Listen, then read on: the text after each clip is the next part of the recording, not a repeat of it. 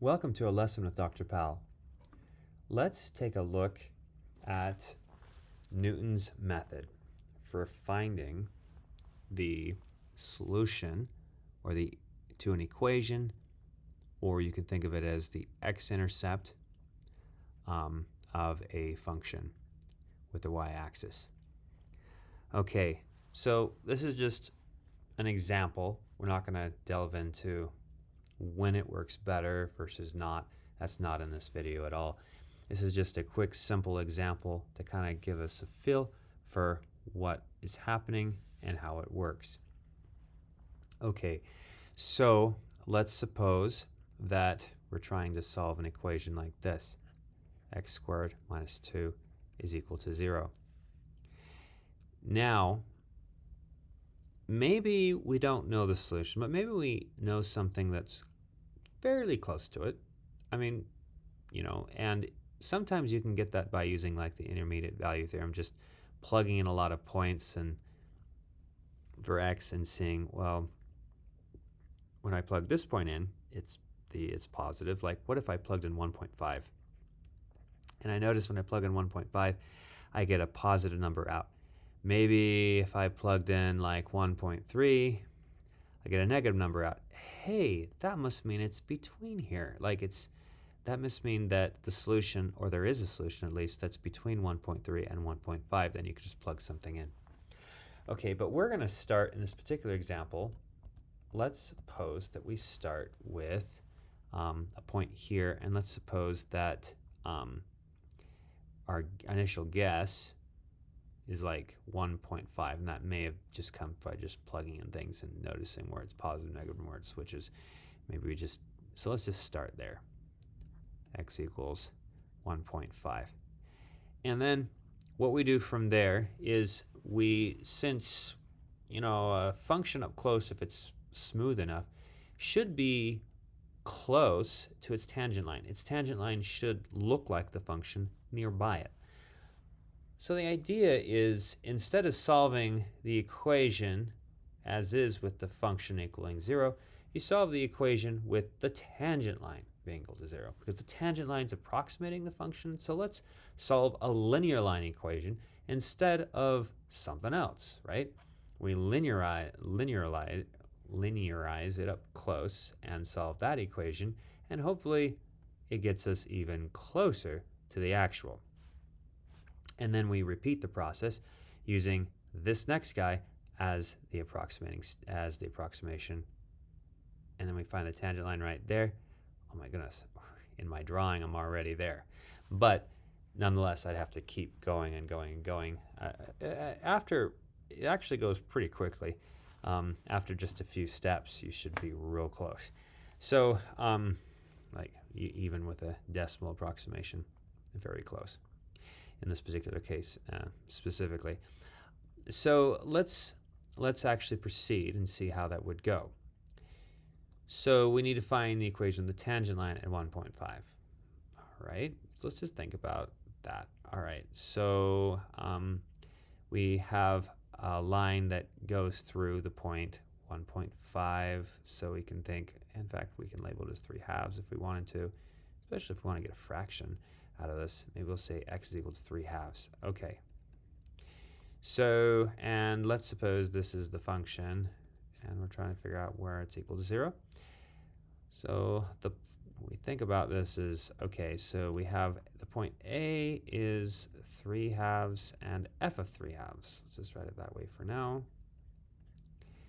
Okay, and we're going to be, to getting the next approximation, we just need the equation of the tangent line through this point on the curve. So the tangent line comes from the slope. So we can compute the slope, which is from the derivative f prime of x, is equal to 2x. It's pretty nice.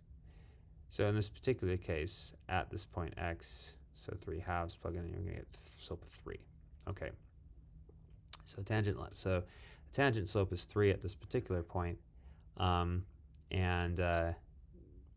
You can think x, so 3 times run equals rise, if you want to, for slope for equation of a line. I like to think about that like y minus some y value over x minus some x value of 1 point. So you have like a point xy arbitrarily on the line, and then a given point x naught or x sub 0, y sub 0, and then that should give you your slope, right? 3. Well, if you rearrange this to multiply both sides by x minus x naught, or x sub 0, what did you get? X minus, now what's the x coordinate of this point? It's 3/2. So that's like the x sub 0 there. And the y minus, what's the y value? It's f of 3/2. So this right here tells us our equation of our tangent. This is an equation of our tangent line. And we're interested to know when the y value is going to be equal to 0, what's the x value going to be? Where does it cross? So you can just ignore this y right there and then just solve for x here. So we have negative f of 3/2 is equal to, you can distribute that through 3x minus, and then at this point that's multiplying the 3, and so minus 9/2. So we have, okay, so then we end up getting, so solving for x, we have negative f of 3/2, and we add the 9/2 over, and then we divide everything by 3.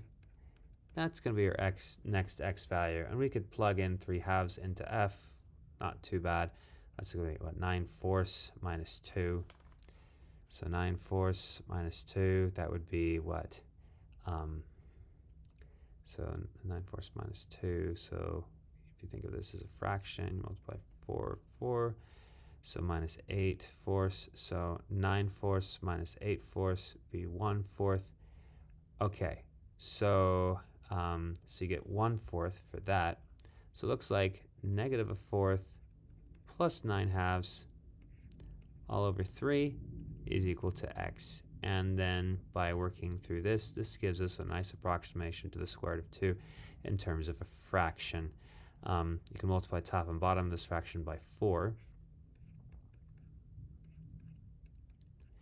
And multiplying in, so that would be distributing, that would become a -1, and then right there you get a plus 18, right, all over 12. So we're looking at 17 over 12. Okay, so 17 over 12, which is a little bit less than 1.5. It's a 12th less than it. All right, so we're heading closer to the actual of what square root of 2 is. So that's our next closest approximation. Square root of 2, right, approximately. All right, that was just after one step. It gets, and as it goes along, it actually gets faster and faster toward it and getting closer to it. But we have a fraction approximation, at least for the square root of 2 from that. That would be like step number 1. Step number 2, it kind of keeps going. But the thing with Newton's method is that, yeah, you can do it this way over and over and over again, but there is kind of a nice schematic for it. If you kind of think about what we were doing here, I'll back up to this step right here. We crossed out the y because we were letting it be equal to 0. Yeah, okay, so but back up to that step. And instead of 3 over 2, I'm going to let this point right here be xn, because maybe we're at that step in the process, and f of xn. All right. And this can be completely systematized. So here, this is 0 minus that. So it's like negative f of xn instead of 3/2, is equal to, I'll back up to this step, that would be f prime, because the slope right there at xn. And this x coordinate is actually the new guy, like the next approximation. So that we're solving for when we set that y value equal to 0, where it intercepts is going to be the new guy. So we can write xn plus 1. So the next thing that gets closer, hopefully. So x sub n plus 1, and then we have minus our x point that we were So when we solve it, we're going to get this, but our old x value, 3/2, that's what we're plugging into all those guys, is right here. The see 3/2. We plugged into f prime to get 3. Okay, so from here, then we think we're just solving for x sub n plus 1. I'm going to divide both sides right now by f prime, so we get minus f of xn divided by f prime of xn. So before, I think I did an extra step. You see, I see how I like multiplied in the 3. I could have just, you know, but then I like had to divide by 3 again, multiply, divide by 3. That was too much. So this would have been simpler. Okay, that is equal to xn plus 1 and minus xn, but then I can just add it over, so I get xn minus that, and then maybe rewrite this like this. So we get a very nice schematic, or let's see, where is it? Right there. For a nice formulaic version of Newton's method, how to narrow in on a solution if you have a function and the derivative like this, and you get successive approximations that get closer and closer to square root of 2. So using this, in fact, if our initial was 1.5, or 3/2, that's where we started. To get to the next one, what do? We simply take f of 3/2 divided by f prime of 3/2, and that's going to be equal to our next step, which we saw was actually 17/12. So if x sub 0 is 3/2, then x sub 1, the next step, would be 17/12. Then you could repeat this process. So to get x sub 2, what do? We take x sub 1, which is 17/2, or 12, that is, 17/12, and we subtract off f of 17/12 over f prime of 17/12. And then we get the next step, and we keep on going over and over again, and it gets faster as we go. Usually you can use a spreadsheet or a program, a script, Python, whatever you want to do, and it can go extremely fast. And it's just a nice schematic method for solving an equation. At least giving a nice decimal approximation after several steps.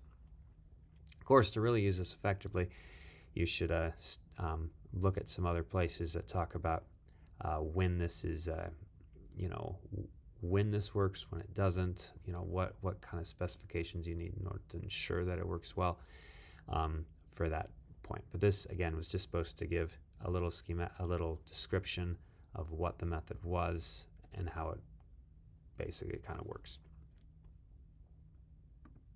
Thanks for watching.